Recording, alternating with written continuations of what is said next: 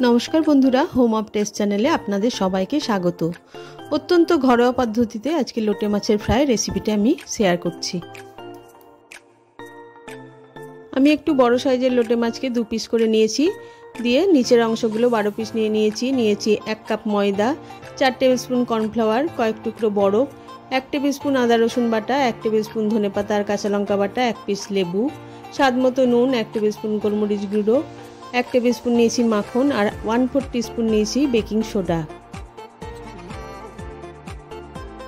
आमी प्रथमे माछगुलोर मध्य स्वादमतो नुन, अल्प एकटी गोलमरिचेर गुঁড়ো, हाफ टीस्पून आदा रसुन बाटा, हाफ टीस्पून धनेपातार काँचा लंका बाटा और 1 पिस जे लेबू निয়েছিলাম सेटा दिए भालोभाবে मिशिए आध घंटार जन्य माछगुलोके रेखे देब।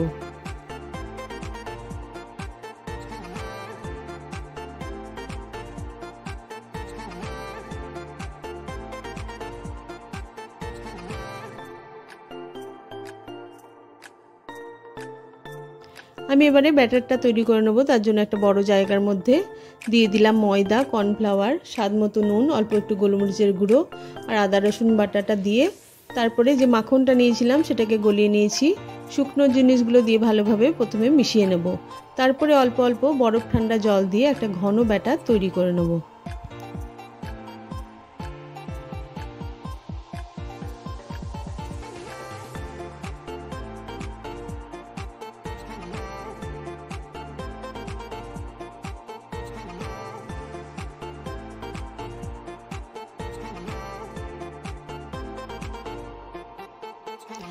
ব্যাটারটা ঠিক এতটা মতো ঘন করতে হবে।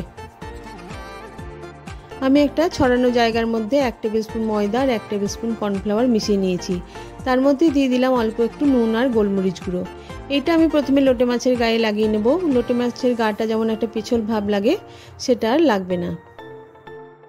সমস্ত কিছু আমার একেবারে রেডি হয়ে গেছে। এবার মাছগুলো ভেজে নেওয়ার পালা। সেই জন্য সব শেষে যে 1/4 টিস্পুন বেকিং সোডাটা নিয়েছিলাম সেটা দিয়ে একবার হালকাভাবে মিশিয়ে নিলাম ব্যাটারটার মধ্যে। এরপরে সমস্ত ম্যারিনেট করা মাছগুলোকে একবার শুকনো ময়দার মধ্যে এপিট ওপিট করে বুলিয়ে আমি প্রথমে রেখে দিলাম।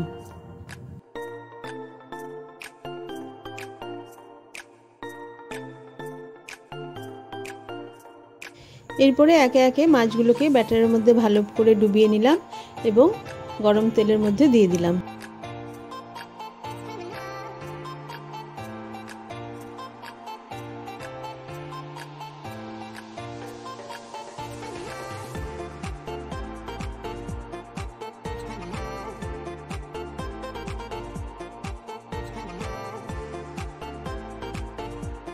দুই দিকে সুন্দর রং ধরে গেলে আমি একে একে মাছগুলোকে তুলে নেব।